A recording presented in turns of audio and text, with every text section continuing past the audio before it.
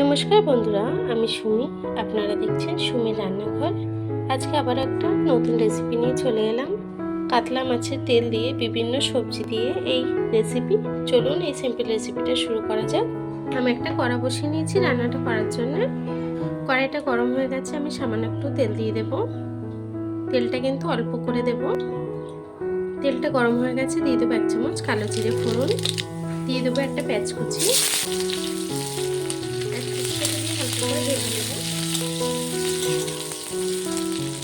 দিয়ে দেবো কয়েকটা কাঁচা লঙ্কা। কাঁচা লঙ্কাটা ভেজে নেব। দেখুন বন্ধুরা, পেঁয়াজটা কিন্তু কিছুটা ভাজা হয়ে গেছে।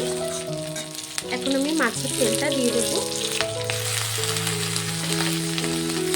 কাতলা মাছের তেল, এটা জ্যান্ত মাছ কিনে নিয়ে এসেছি, তার তেলটাও কিন্তু আমি নিয়ে এসেছি।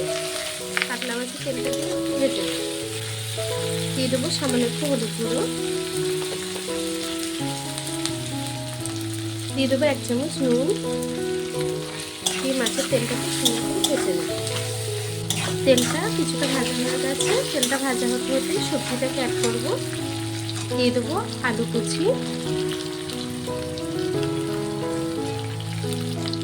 দিয়ে দেবো পেঁয়াজকালি,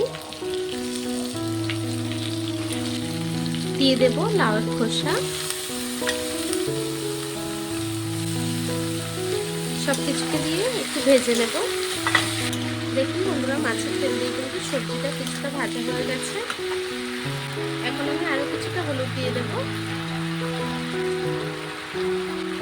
স্বাদ মতো দিয়ে দেবো নুন,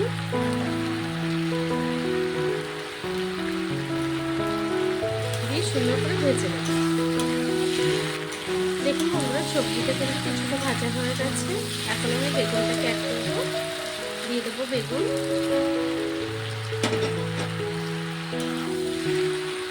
বেগুনটাকে দিয়েও আমি রান্না করে নেব।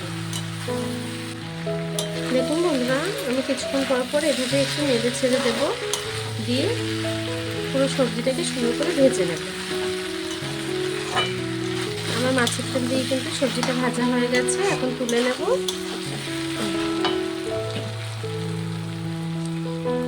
আমি গ্যাসটাকে বন্ধ করে দিয়েছি। এখন আমি ভাজিটাকে নামিয়ে নেব।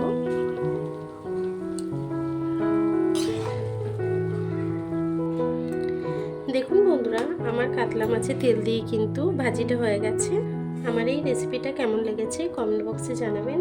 ভিডিওটা ভালো লেগে থাকলে চ্যানেলটাকে সাবস্ক্রাইব করে ভিডিওটা লাইক দিয়ে দেবেন। আর এতক্ষণ ধরে আমার ভিডিওটা দেখার জন্য আপনাদেরকে অসংখ্য ধন্যবাদ।